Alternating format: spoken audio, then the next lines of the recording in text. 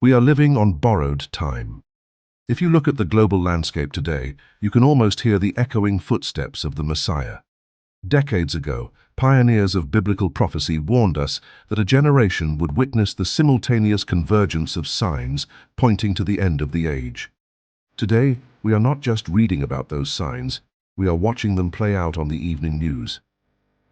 When the disciples sat on the Mount of Olives and asked Jesus, "What will be the sign of your coming and of the end of the age?" Jesus did not give them a vague answer. He pointed them directly to history to understand the future. In Matthew 24 verses 37 and 38, Christ declares, "But as the days of Noah were, so also will the coming of the Son of Man be. For as in the days before the flood, they were eating and drinking, marrying and giving in marriage, until the day that Noah entered the ark." As we navigate the waters of 2026, the parallel between our modern world and the ancient world of Noah has never been more striking. We are witnessing a structural, spiritual, and geopolitical alignment that demands our attention.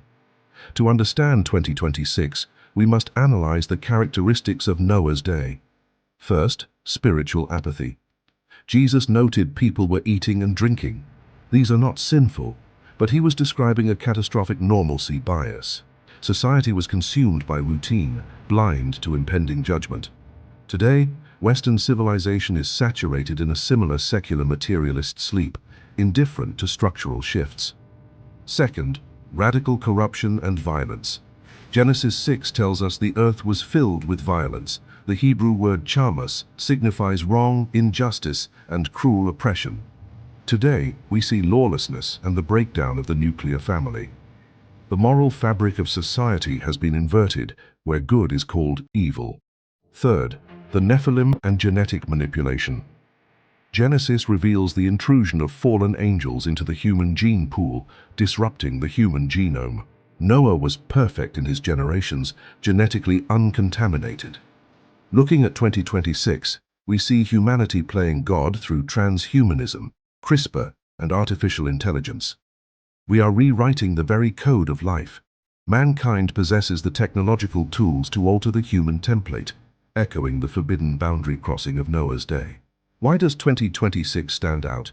It's about recognizing times and seasons.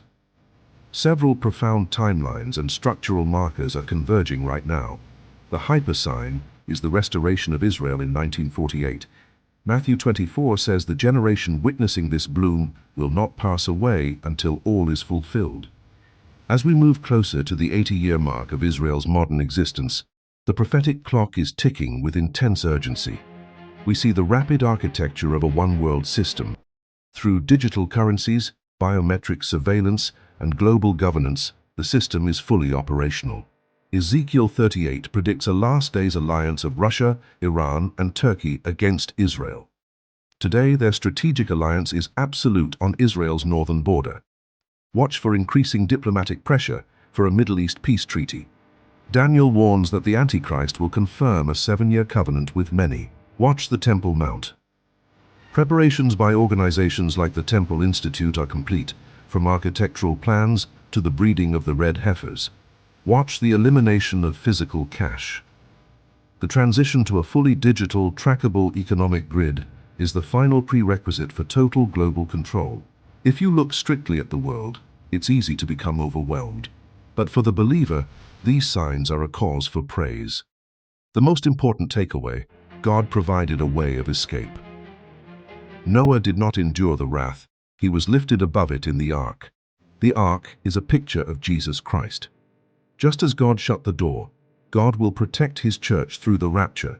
God is not panicking. He sits on the throne, and he declares the end from the beginning. History is a straight line heading toward the coronation of the King of Kings. If you belong to him, your eternity is secure. Lift up your heads, look up, for your redemption draws nigh.